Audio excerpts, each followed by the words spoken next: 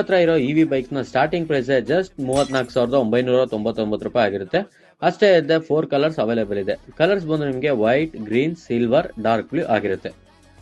ಇನ್ನ ವೇರಿಯಂಟ್ಸ್ ಬಗ್ಗೆ ಹೇಳೋದಾದ್ರೆ ಇವ್ರ ಹತ್ರ ನಿಮಗೆ 4 ಡಿಫ್ರೆಂಟ್ ವೇರಿಯೇಬಲ್ಸ್ ಅವೈಲೇಬಲ್ ಇದೆ.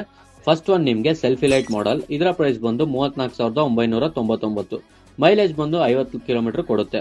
ಸೆಕೆಂಡ್ ಒನ್ ನಿಮಗೆ G1 ಮಾಡೆಲ್. ಇದರ ಪ್ರೈಸ್ ಬಂದು 44,999. ಮೈಲೇಜ್ ಬಂದು 60 ಇಂದ 70 ಕಿಲೋಮೀಟರ್ ಕೊಡುತ್ತೆ. Third one Alexa pro model. ಇದರ ಪ್ರೈಸ್ 65,000 ರೂಪಾಯಿ. ಮೈಲೇಜ್ ಬಂದು 90 ಕಿಲೋಮೀಟರ್ ಕೊಡುತ್ತೆ. Last one BMW model. ಇದರ ಪ್ರೈಸ್ 70,000 ರೂಪಾಯಿ. ಮೈಲೇಜ್ ಬಂದು 100 ಕಿಲೋಮೀಟರ್ ಕೊಡುತ್ತೆ. ಈ ಬೈಕ್ಸ್ ನ ನಿಮಗೆ ಅನ್ರಿಜಿಸ್ಟರ್ಡ್ ವೆಹಿಕಲ್ ಆಗಿರೋದ್ರಿಂದ ನೀವು RTO ಆಗ್ಲಿ ಲೈಸೆನ್ಸ್ ಆಗ್ಲಿ ಮಾಡಿಸ್ಕೊಳ್ಳೋ ಅವಶ್ಯಕತೆನೇ ಇರಲ್ಲ. ಇಷ್ಟು ಕಮ್ಮಿ ಪ್ರೈಸಿಗೆ ಕೊಡ್ತಾ ಇದ್ದಾರೆ, ಫ್ಯೂಚರ್ಸ್ ಕಮ್ಮಿ ಇರುತ್ತೆ ಅಂತ ಅನ್ಕೋಬಿಡಿ. ಇವ್ರ ಹತ್ರ ಇರೋ ಇವಿ ಬೈಕ್ಸ್ ನ ಫ್ಯೂಚರ್ಸ್ ಹೇಳ್ತೀವಿ ಬನ್ನಿ.